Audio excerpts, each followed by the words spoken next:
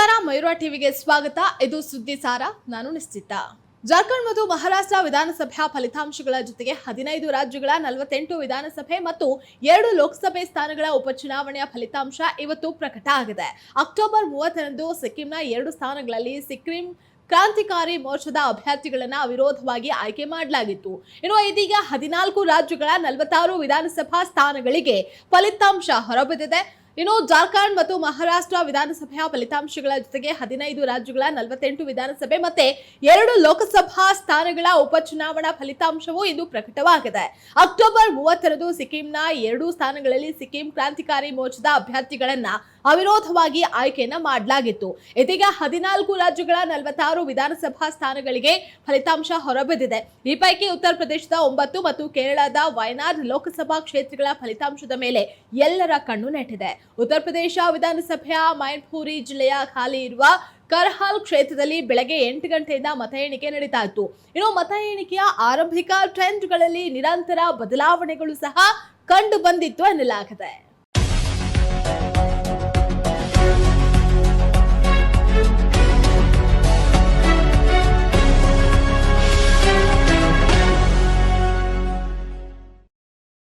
ಸಂಡೂರು ವಿಧಾನಸಭಾ ಕ್ಷೇತ್ರದ ಉಪಚುನಾವಣೆಯಲ್ಲಿ ಕಾಂಗ್ರೆಸ್ ಅಭ್ಯರ್ಥಿ ಅನ್ನಪೂರ್ಣ ತುಕಾರಾಂ ಅವರು ಜಯಭೇರಿಯನ್ನ ಬಾರಿಸಿದ್ದಾರೆ. ಅನ್ನಪೂರ್ಣ ಅವರು 9,000ಕ್ಕೂ ಅಧಿಕ ಮತಗಳಿಂದ ಗೆದ್ದಿದ್ದಾರೆ. ಬಿಜೆಪಿ ಅಭ್ಯರ್ಥಿ ಬಂಗಾರು ಹನುಮಂತ ಸೋಲೊಪ್ಪಿಕೊಂಡಿದ್ದಾರೆ. ಕಾಂಗ್ರೆಸ್ ಅಭ್ಯರ್ಥಿ ಗೆಲುವನ್ನ ದಾಖಲಿಸ್ತಾ ಇದ್ದಂತೆ ಮತ ಎಣಿಕೆ ಕೇಂದ್ರದ ಬಳಿ ಕಾರ್ಯಕರ್ತರು ಸಂಭ್ರಮಾಚರಣೆಯನ್ನ ಮಾಡಿದ್ರು. ಸಿಎಂ ಸಿದ್ದರಾಮಯ್ಯ ಸೇರಿದಂತೆ ಕೈ ಪರದ ನಾಯಕರು ಜೈಕಾರವನ್ನ ಕೂಡ ಹಾಕ್ತಾ ಇದ್ರು.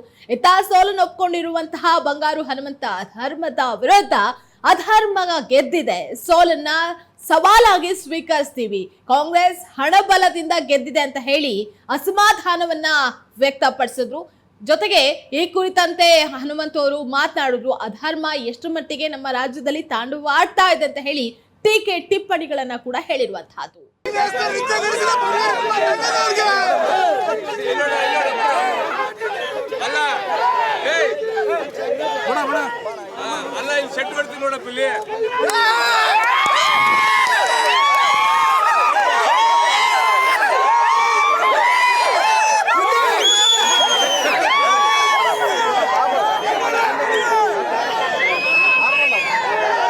ಕಾಂಗ್ರೆಸ್ ಪಕ್ಷವನ್ನು ಅಡಗಿಸಿದ ಬಂಗಾರ ಹನುಮಂತಣ್ಣನಿಗೆ ಸಟ್ಟದ ಬರ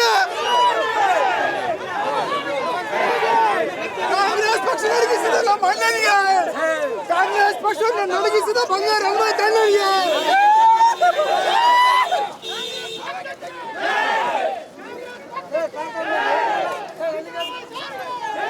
ಕಾಂಗ್ರೆಸ್ ಪಕ್ಷಕ್ಕೆ ಬೋಲೋ ಕಾಂಗ್ರೆಸ್ ಪಕ್ಷಕ್ಕೆ ಬೋಲೋ ಕಾಂಗ್ರೆಸ್ ಪಕ್ಷಕ್ಕೆ ಬೋಲೋ ಕಾಂಗ್ರೆಸ್ ಪಕ್ಷಕ್ಕೆ ಜೈ ಸಂತೋಷ್ ಅವರ ಸಾರಿಗೆ. ರಾಜ್ಯದಲ್ಲಿ 3 ವಿಧಾನಸಭಾ ಉಪಚುನಾವಣೆಯ ಫಲಿತಾಂಶದ ಹಿನ್ನೆಲೆಯಲ್ಲಿ ಕಾಂಗ್ರೆಸ್ ಕೆಲವು ಕಡೆ ಭರ್ಜರಿಯಾಗಿ ಜಯಭೇರಿಯನ್ನ ಬಾರಿಸಿದೆ. 3 ಉಪಚುನಾವಣೆಯಲ್ಲಿ ಕಾಂಗ್ರೆಸ್ ಭರ್ಜರಿಯಾಗಿ 3 ಸ್ಥಾನವನ್ನ ತನ್ನದಾಗಿಸಿಕೊಂಡಿದೆ. ಬೆಂಗಳೂರಿನ ಕ್ವೀನ್ಸ್ ರಸ್ತೆಯಲ್ಲಿರುವಂತಹ ಕೆಪಿಸಿಸಿ ಕಚೇರಿಯ ಮುಂದೆ ಕೈ ಕಾರ್ಯಕರ್ತರು ಇವತ್ತು ಸಂಭ್ರಮಾಚರಣೆಯನ್ನ ಕೈಗೊಂಡಿದ್ರು. ರಾಹುಲ್ ಗಾಂಧಿ ಜಿಂದಾಬಾದ್, ರಾಜೀವ್ ಗಾಂಧಿ ಜಿಂದಾಬಾದ್, ಪ್ರಿಯಾಂಕಾ ಗಾಂಧಿ ಜಿಂದಾಬಾದ್ ಎನ್ನುವಂತಹ ಘೋಷಣೆಗಳನ್ನ ಕೂಡ ಕೂಗಿದ್ರು. ಇನ್ನು ಈ ಸಂಭ್ರಮದಲ್ಲಿ ಹಲವಾರು ಜನ ಕಾಂಗ್ರೆಸ್ನ ಕಾರ್ಯಕರ್ತರು, ಮುಖಂಡರು, ಶಾಸಕರು ಹಾಗೆ ಸಚಿವರೆಲ್ಲರೂ ಕೂಡ ಭಾಗವಹಿಸಿದ್ರು.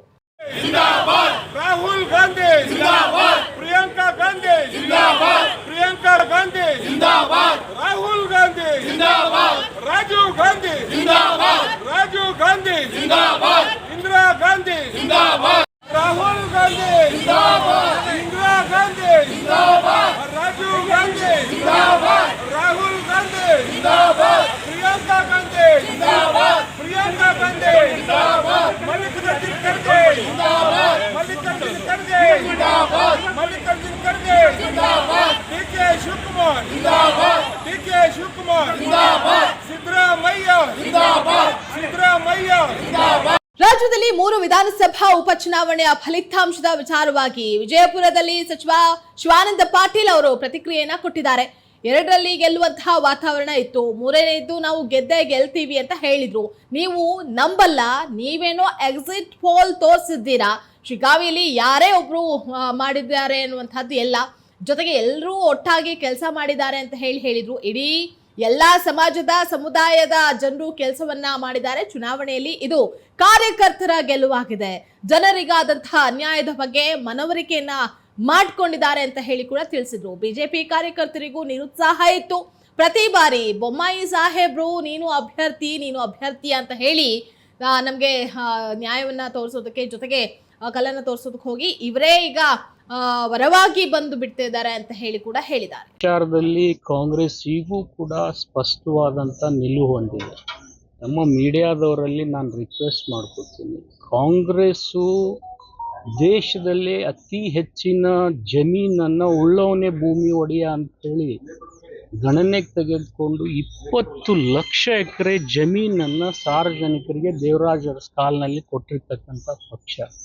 ಈ ಒಂದು ವಕಫ್ನಿಂದ ರೈತರ ಜಮೀನು ಕಿತ್ಕೊಳ್ತಕ್ಕಂಥದಕ್ಕೆ ನಾವು ಯಾರೂ ಕೂಡ ಬೆಂಬಲ ಕೊಡೋದಿಲ್ಲ. ಒಬ್ಬ ಸಚಿವನಾಗಿ ನಾನು ನಿಮಗೆ ಹೇಳ್ತಾ ಇದ್ದೀನಿ. ಅಲ್ಲ ಸರ್, ಅದು ಚುನಾವಣೆಯಲ್ಲಿ ಈ ಚುನಾವಣೆ ಲಾಭ ಪಡ್ಕೊಳ್ಳಿಕ್ಕೆ ಬೊಮ್ಮಾಯಿ ಅವರು ಸ್ವತಃ ಮುಖ್ಯಮಂತ್ರಿಗಳಿದ್ರು. ಅವಾಗೇ ನೋಟಿಸ್ ಹೋಗಿರ್ತಕ್ಕಂಥ ವಿಚಾರದಲ್ಲಿ ಅವರೇ ತಡೆ ಹಿಡಿಬೋದಿತ್ತಲ್ಲ.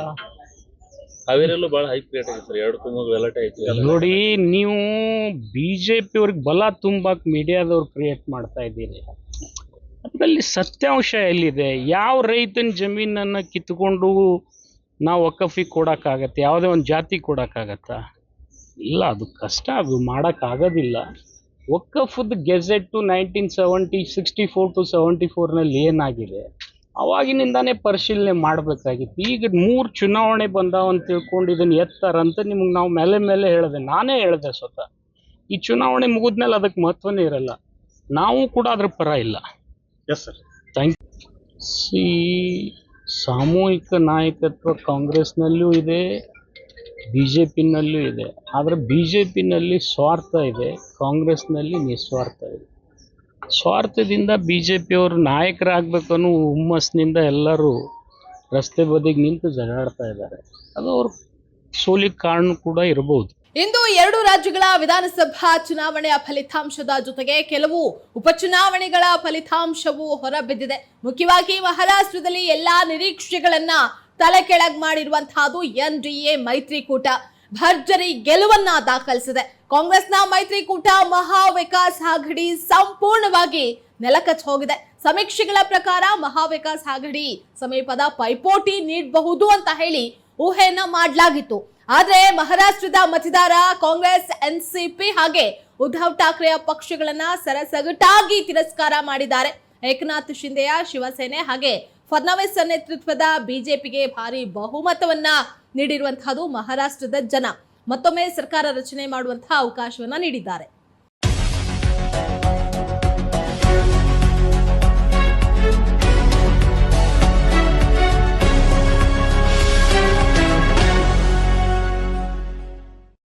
ಕರ್ನಾಟಕದ ಉಪಚುನಾವಣೆಯ ಫಲಿತಾಂಶದ ವಿಚಾರಕ್ಕೆ ಬಂದ್ರೆ 2 ಕ್ಷೇತ್ರಗಳ ಜನ ಪುತ್ರ ವ್ಯಾಮೋಹಕ್ಕೆ ಚೆಡಿಯೇಟನ್ನ ನೀಡಿದ್ದಾರೆ. ಶಿಗ್ಗಾವಿಯಲ್ಲಿ ಹಠ ಹಿಡಿದು ಮಗನಿಗೆ ಟಿಕೆಟ್ ಅನ್ನ ಕೊಡಿಸಿದಂತಹ ಬಸವರಾಜ ಬೊಮ್ಮಾಯಿಗೆ ಕೊನೆಗೂ ತನ್ನ ಕ್ಷೇತ್ರವನ್ನೇ ಉಳಿಸ್ಕೊಳ್ಳೋದಕ್ಕೆ ಆಗೋದಕ್ಕೂ ಕೂಡ ಕಷ್ಟವಾಗಿತ್ತು, ಮುಖಭಂಗವಾಗಿದೆ. ಕುಟುಂಬ ರಾಜಕಾರಣದ ಸ್ವಾರ್ಥಿಗಳಿಗೆ ಜನ ಮನೆಗೆ ಹೋಗುವಂತೆ ಸೂಚನೆಯನ್ನ ಕೊಟ್ಟಿದ್ದಾರೆ. ವಕ್ಫ್ ಬೋರ್ಡ್ ವಿವಾದ ಜೋರಾಗಿದ್ರು ಶಿಗ್ಗಾವಿಯಲ್ಲಿ ಕಾಂಗ್ರೆಸ್ ಅಭ್ಯರ್ಥಿ ಯಾಸೀರ್ ಪಠಾಣ್ ಗೆಲುವನ್ನ ಸಾಧಿಸಿದ್ದಾರೆ.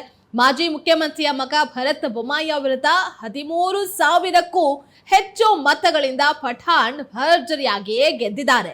ವಕ್ಫ್ ವಿವಾದ ಉಪಚುನಾವಣೆಯ ಮೇಲೆ ದೊಡ್ಡ ಪರಿಣಾಮ ಬೀರಬಹುದು ಅನ್ನುವಂತಹ ಊಹೆ ಏನಿತ್ತು ಅದು ಸಂಪೂರ್ಣವಾಗಿ ಹುಸಿಯಾಗಿದೆ.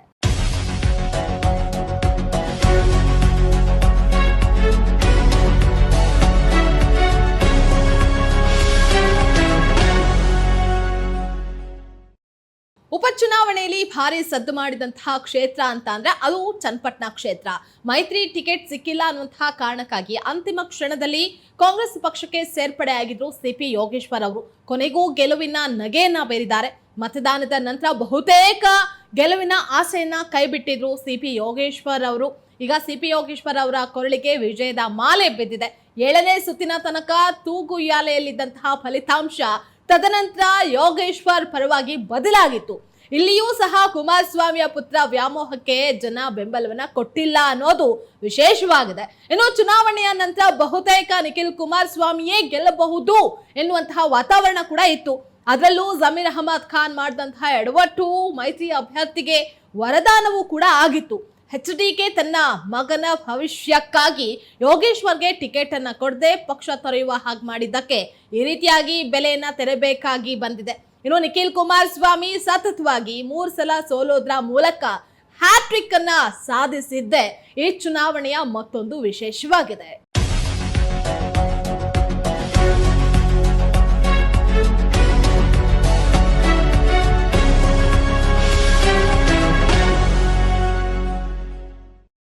ಚನ್ನಪಟ್ಟಣದಲ್ಲಿ ಕುಮಾರಸ್ವಾಮಿಯ ರಣತಂತ್ರ, ದೇವೇಗೌಡರ ಭಾವನಾತ್ಮಕ ಆಟ ಯಾವುದೂ ನಡೀಲಿಲ್ಲ. ತನ್ನ ಕ್ಷೇತ್ರವನ್ನೇ ಉಳಿಸಿಕೊಳ್ಳಲಾಗದೇ ಇರೋದು ಕುಮಾರಸ್ವಾಮಿಗೆ ದೊಡ್ಡ ರಾಜಕೀಯ ಹಿನ್ನಡೆಯಾಗಿದೆ. ಈ ಬಾರಿಯಾದ್ರೂ ನಿಖಿಲ್ ಅನ್ನ ಗೆಲ್ಲಿಸಿ JDS ಪಕ್ಷದ ರಾಜ್ಯಾಧ್ಯಕ್ಷ ಪಟ್ಟವನ್ನ ಕಟ್ಟುವಂತಹ ಕುಮಾರಸ್ವಾಮಿ ಅವರ ಕನಸು ಮತ್ತೆ ಕನಸಾಗಿಯೇ ಉಳಿದಿದೆ. ಇನ್ನು ಬೇಡ ಅಂತ ಅಂದ್ರೂ ಕೊನೆಗೂ ಸ್ಪರ್ಧೆಯನ್ನ ಮಾಡಿದಂತಹ ನಿಖಿಲ್ ಕುಮಾರಸ್ವಾಮಿ ಅವರಿಗೆ ಇದೀಗ ರಾಜಕೀಯದ ಬಗ್ಗೆಯೇ ಜಿಗುಪ್ಸೆ ಬಂದಿದ್ರು ಆಶ್ಚರ್ಯ ಏನ್ ಪಡ್ಬೇಕಾಗಿಲ್ಲ. ಅಂತೂ ಇಂತೂ DK ಬ್ರದರ್ಸ್ ಬೆಂಗಳೂರು ಗ್ರಾಮಾಂತರ ಚುನಾವಣೆಯ ಸೋಲಿನ ಸೇಡನ್ನ ತೀರಿಸಿಕೊಳ್ಳುವಂತಹ ನಿಟ್ಟಿನಲ್ಲಿ ಯಶಸ್ವಿಯಾಗಿದ್ದಾರೆ. ಕುಮಾರಸ್ವಾಮಿ ಅವರ ಕೈಯಿಂದ ಚನ್ನಪಟ್ಟಣ ಕ್ಷೇತ್ರವನ್ನ ಕಿತ್ಕೊಂಡು ಸವಾಲಿನಲ್ಲಿ ಗೆದ್ದು ಬೀಗಿದ್ದಾರೆ.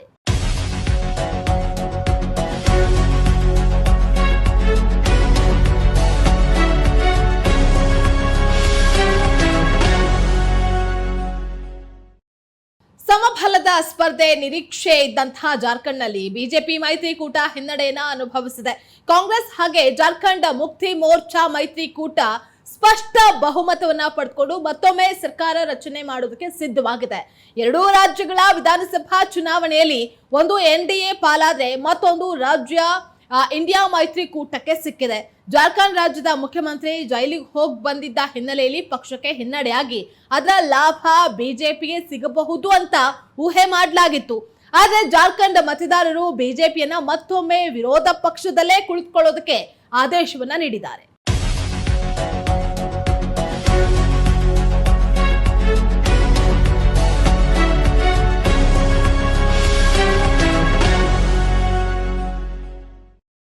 ವಯನಾಡ್ನ ಲೋಕಸಭಾ ಉಪಚುನಾವಣೆಯಲ್ಲಿ ನಿರೀಕ್ಷೆಗೂ ಮೀರಿದಂತಹ ಬಹುಮತದಿಂದ ಪ್ರಿಯಾಂಕಾ ಗಾಂಧಿ ಗೆದ್ದಿದ್ದಾರೆ. ರಾಹುಲ್ ಗಾಂಧಿಯಿಂದ ತೆರವಾಗಿದ್ದಂತಹ ಕ್ಷೇತ್ರದಲ್ಲಿ ಪ್ರಿಯಾಂಕಾ ಗಾಂಧಿ ಇದೇ ಮೊಟ್ಟ ಮೊದಲ ಬಾರಿಗೆ ಸ್ಪರ್ಧಾತ್ಮಕ ಚುನಾವಣೆಯ ಅದೃಷ್ಟ ಪರೀಕ್ಷೆಗೆ ಇಳಿದಿದ್ರು. ಇನ್ನು ವಯನಾಡ್ ಕ್ಷೇತ್ರ ಮೊದಲಿನಿಂದಲೂ ಕೂಡ ಕಾಂಗ್ರೆಸ್ ಪಕ್ಷದ ಭದ್ರಕೋಟೆ ಆಗಿರುವ ಕಾರಣಕ್ಕಾಗಿಯೇ ಪ್ರಿಯಾಂಕಾ ಗಾಂಧಿ ಇಲ್ಲಿ ಸ್ಪರ್ಧೆಯನ್ನ ಮಾಡಿದ್ರು. ಒಟ್ಟಾರೆಯಾಗಿ ಈ ಚುನಾವಣೆ ಎಲ್ಲಾ ಪಕ್ಷಗಳಿಗೂ ಸಹ ಮಿಶ್ರ ಪ್ರತಿಫಲವನ್ನ ನೀಡಿದೆ ಅನ್ನೋದ್ರಲ್ಲಿ ಅನುಮಾನವೇ ಇಲ್ಲ.